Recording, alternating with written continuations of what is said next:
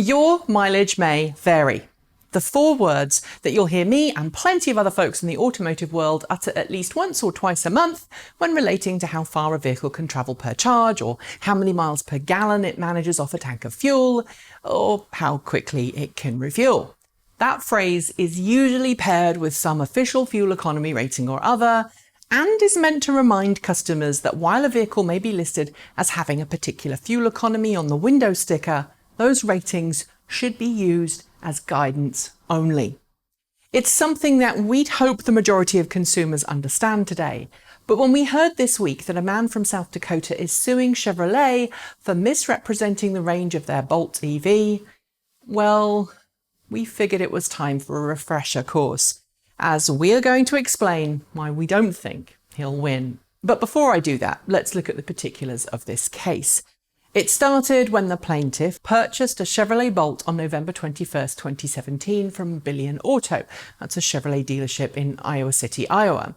When he purchased the car, he said that its literature indicated the car had a range of 238 miles per charge, and also claims at no point was he informed that the range was, quote, inaccurate.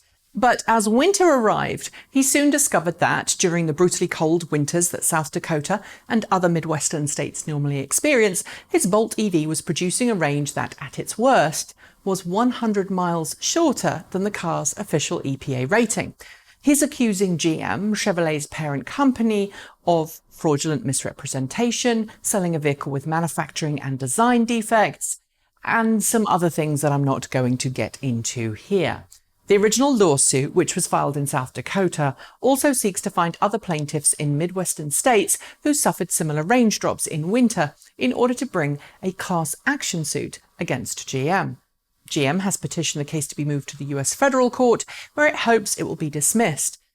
GM's legal team is calling the allegations, quote, vague, conclusory, and inadequately pled under the pleading standards of the federal rules. Those are the facts as I understand them at this moment, and while I'm not a legal scholar or a lawyer, I personally don't think the plaintiff has a chance of winning, because fuel economy figures have always been subjective and will continue to be for many years, because they're derived from a laboratory test under ideal conditions, not real-world situations. Sure, they are designed to be as close to real-world as possible, and yes, I'll agree that that's debatable as to how close, but the fact is they can't account for every single situation. And it's not a new thing either. For years, automakers have been making cars and selling cars whose window sticker fuel economies aren't the same as the fuel economies that you would get in the real world. That's because weather, road conditions, terrain, and driving style, not to mention the total onboard weight, can all impact how far a car travels on a given amount of fuel. Every vehicle manual I've read in the last decade or more says something to that effect, somewhere in its pages at least once, if not more. I'm also aware of how nerdy I am for actually reading vehicle manuals. But hey, I'm making a video for a YouTube channel wearing a t-shirt with a fictional immortal time-travelling border collie on it, so honestly, not bothered. While the performance of each vehicle is impacted by changes in weather, road conditions, terrain, and driving style, you tend to notice it less in an internal combustion engine vehicle than a battery electric one, because battery electric vehicles don't travel as far per fill, even if the electric vehicle drivetrain is far more efficient than internal combustion engined ones. And so you're filling it up more frequently and notice. I should at this point also acknowledge a few things about winter driving and electric cars. If a car uses a resistive heater like the Chevrolet Bolt EV does, you will see the range drop more in winter than you might if your car used a heat pump, as heat pumps are far more efficient and use less energy to keep the cabin warm than a resistive system. If your car has any form of active battery heating or cooling that uses energy to keep the battery pack conditioned, you'll also see the car use some of its stored battery pack energy to keep said battery pack at an optimum operating temperature. If the temperature outside is -30, as it was in parts of the winter for the Midwest, then the car will be running its battery conditioning heating full pelt to keep the battery pack healthy and happy, which will slowly get rid of range. A way around this, and the cabin needing to be heated up, is to plug the car in when you're not using it.